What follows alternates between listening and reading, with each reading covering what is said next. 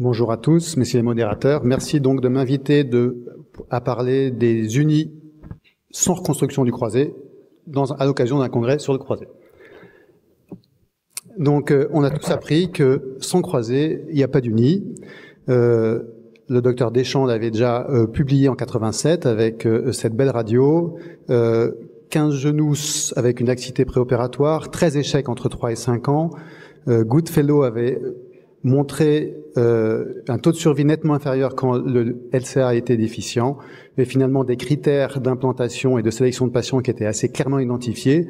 Les deux ligaments croisés doivent être intacts pour envisager une prothèse partielle interne, sinon on a un haut risque d'échec, et c'est comme ça qu'on a grandi. Et puis, moi, je vais vous faire part de l'expérience d'une analyse du centre dans lequel je suis depuis maintenant 2011. Petite expérience sur 10 ans d'implantation, un seul chirurgien, un seul implant. Vous reconnaissez l'Uni Alpina de Biomet. Je dis petite expérience, c'est pas vrai. Il y a 919 implants qui ont été implantés durant cette période de 10 ans.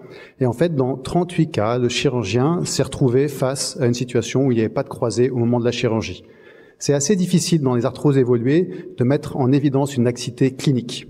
Et c'est pour ça qu'il s'est retrouvé dans une situation où 38 fois, il a fait face à une chirurgie de prothèse partielle interne sans croisé. Vous voyez la série, il y a 76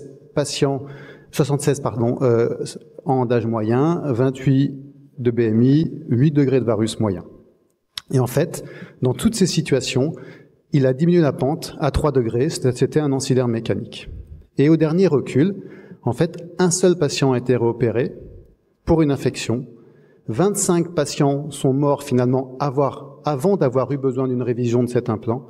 2 patients ont été perdus de vue et 10 patients n'ont jamais été repris. 2 patients revus à l'occasion de cette série. Je vous les rapporte les cas cliniques, c'est assez excessif, vous m'en conviendrez. Un jeune homme de 56 ans qui a déjà été opéré 2 fois d'un ligament croisé antérieur, pas de laxité clinique à l'examen clinique et la découverte péropératoire de l'absence de ligament croisé antérieur. Voilà la radio à 2 mois post-opératoire. Voilà la radio à 15 ans. On est au bord de la mer. Hein. Quand même, il reste actif, il fait du kite, il fait du windsurf. Ça parlera à pas mal de personnes. Il reste assez satisfait, même si des douleurs sont apparues au fur et à mesure des années liées à l'extension de cette arthrose sur le reste du genou. Un autre cas, une femme de 63 ans, léger surpoids, déjà opérée d'un ligament croisé antérieur, une arthrose très évoluée. 13 degrés de varus, une bonne réductibilité, même si vous constatez que lors de la réductibilité du cliché en stress, on voit une petite translation sur le plan frontal, et vous voyez que les chancrures, on voit des beaux ostéophytes qui ont tendance à cisailler le croisé. La découverte péropératoire de l'absence de croisé, pas de modification de l'indication. Voilà la PUC à 2 mois, voilà la PUC à 13 ans. La patiente est très satisfaite, avec un genou quasiment oublié. Elle est très satisfaite, mais le chirurgien commence à s'inquiéter parce que vous voyez bien ce qui se passe au bout d'un certain temps. Il y a cette translation antérieure tibiale sous le composant fémoral.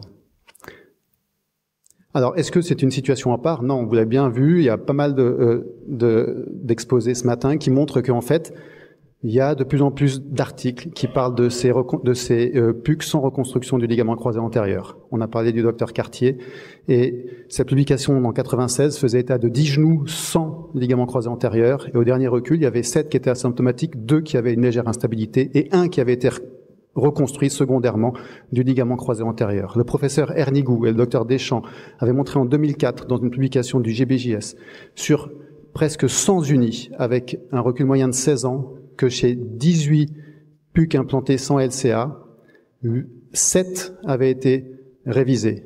Et le dénominateur commun de tous ces échecs, c'était une pente tibiale supérieure à 8 degrés. Ceux qui n'avaient pas été révisés avaient une pente moyenne à 0. Une analyse plus récente, en 2014, une analyse comparative de PUC avec ou sans LCA déficient. Il y a 2 critères qui rentrent en ligne de compte. Il y a la sélection du patient et la technique chirurgicale. La sélection du patient, il ne faut pas d'instabilité, pas de laxité à l'examen clinique, et la réduction de la pente tibiale est introduite de façon systématique. Et on se rend compte qu'à 6 ans, avec un recul moyen, il n'y a pas de différence statistique de survie entre les 2 groupes de patients. Et puis une méta-analyse plus récente, en 2023, qui reprend un certain nombre d'articles et qui commence à devenir importante. 2100 prothèses unies avec un LCA intact, 416 prothèses avec un LCA déficient.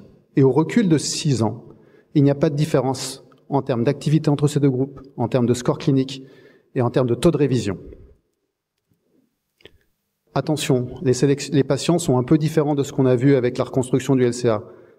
Âge moyen supérieur à 66 ans, jamais d'obésité, et il y a un dénominateur commun, c'est que la pente, elle a toujours été diminuée et elle est toujours inférieure à 7 degrés. On est dans une étude avec un moyen terme en termes de suivi, et il n'y a pas de notion d'expérience du chirurgien, on en parlait avec Sébastien tout à l'heure par hâte. Attention, c'est de la chirurgie d'experts. Pourquoi la pente tibiale doit être introduite? Cet article il a été mentionné précédemment, une étude cadavérique sur 12 genoux qui analyse la laxité antérieure. La PUC est implantée et on modifie l'insert pour faire varier la pente. Et on se rend compte que quand on diminue la pente de 4 degrés, la laxité antéro-postérieure se rapproche de celle d'un genou normal. Donc l'idée, diminuer la pente, contrôle la laxité antéro-postérieure. Par contre, à aucun moment, elle n'intervient dans le contrôle de la laxité rotatoire. Le pivot shift, s'il est là avant, il sera là après. Un autre élément sur la sélection du patient. Tous les critères d'éligibilité, ils peuvent être pris en compte de façon séparée, mais de façon combinée. Et la rupture du LCA, on peut se dire que c'est un critère indépendant, mais en fait, il faut qu'il soit associé à l'ensemble des autres critères d'éligibilité.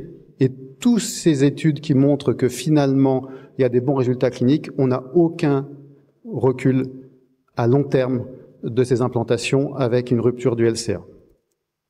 Je pense que ce qu'il faut retenir, et je pense que ça a été dit, on est confronté à deux situations cliniques bien différentes. La rupture du croisé qui cause l'arthrose, à gauche, avec souvent une cupule postérieure, et la rupture du croisé qui est la conséquence de l'arthrose. Et là, vous avez une cupule initialement centrale qui a tendance à se postérioriser, des ostéophytes de l'échancrure qui viennent cisailler le ligament croisé antérieur. Dans le premier cas, globalement, quand vous avez cette translation postérieure fixée, vous ne pouvez pas faire une unie sans reconstruire le ligament croisé antérieur. Et même en reconstruisant le ligament croisé antérieur, c'est pas évident. Si vous êtes dans une autre situation, à savoir une rupture du ligament croisé antérieur secondaire à l'arthrose, si le patient est âgé, qu'il a peu d'activité, qu'il n'est pas instable, qu'il n'est pas obèse, peut-être que ça peut être une option. Mais il faut diminuer la pente. Et je pense que si on veut garder des bons résultats des unis, il ne faut pas combiner des facteurs de mauvais pronostic. Je vous remercie.